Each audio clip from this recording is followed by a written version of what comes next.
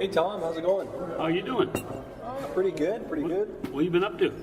Still in that ventilation stuff? Yeah, I still do that once in a while. Retirement's treating you all right? Yeah, well, it is, but I'm having a hard time breathing.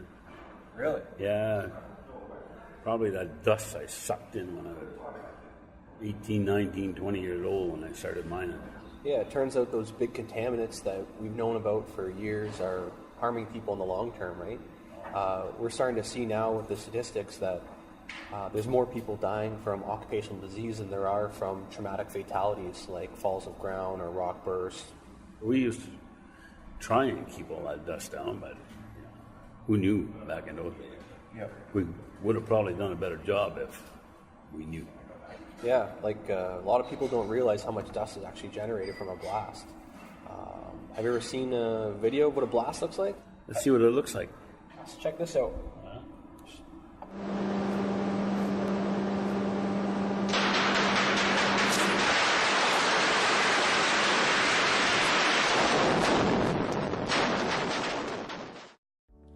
There are several respirable hazards that can be found in a mine. Some of those include silica dust, diesel exhaust, nitrogen dioxide, and radon gas. The creation of silica dust during blasting, mucking, or conveyance processes can expose workers to levels well above the occupational exposure limit if not controlled. The dust is inhaled through the nose or mouth and it travels down the air passages to the lungs, where particles can become lodged in the alveoli. Alveoli are those small air sacs deep inside your lungs that allow you to breathe. Over time, as the silica dust is inhaled, it remains trapped in your lungs, causing scarring of the alveoli. As your exposure and time progresses, this scarring can impair your ability to breathe and can lead to certain occupational diseases, such as silicosis or lung-related cancers. Employers are responsible for ensuring that all hazards are assessed and controlled, depending on their potential impact for health and safety of people. Employers must also ensure that standards, policies, procedures, and work practices contain the necessary controls to protect workers from harmful amounts of contaminants. Employees have a role to play in this as well. By following proper work practices and procedures, such as washing the muck pile down during mucking operations and ensuring the area is properly ventilated, workers can protect themselves and others against harmful contaminants. Diesel particulate matter, otherwise known as diesel exhaust, must be controlled in order to ensure workers are not exposed to this harmful contaminant at a high concentration. The reason why this is because it has the ability to mutate the DNA in your cells. As the high concentration of diesel particulate is generated from the engine, and once it's inside the lungs, the mutation in the body cells can occur, and this is what leads to cancer in the long term.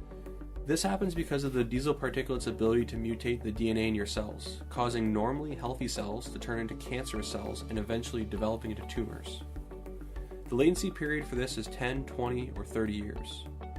So the assumption that no signs or symptoms means that everything is alright couldn't be farther from the truth. In Ontario, there are airflow requirements for diesel-powered equipment. There must be at least 0.06 cubic meters per second for each kilowatt of engine power. That's equivalent to 100 cubic feet per minute or 100 CFM per brake horsepower. This amount of airflow sufficiently provides enough air to dilute and reduce not only the concentration of toxic substance from diesel exhaust emissions, but also other contaminants that could be in the work atmosphere like radon gas. There are a number of engineering controls for limiting diesel particulate matter emissions. One very good control involves the installation and use of diesel particulate filters on diesel engine exhaust systems. Other examples include the use of operator cabs or the use of cleaner engines such as Tier 4 engines. Administrative controls such as re-entry protocols after blasting, regular maintenance of diesel equipment such as carbon monoxide emission testing, and many more are conducted primarily to reduce the exposure of a worker to contaminants. The highest level control is elimination, because the exposure to the contaminant is completely eliminated. This includes controls like replacing diesel equipment with battery-powered equipment, eliminating the source of diesel exhaust altogether. Another control is the use of central blasting, where workers can blast from the surface instead of underground, eliminating their exposure to silica dust and blast contaminants.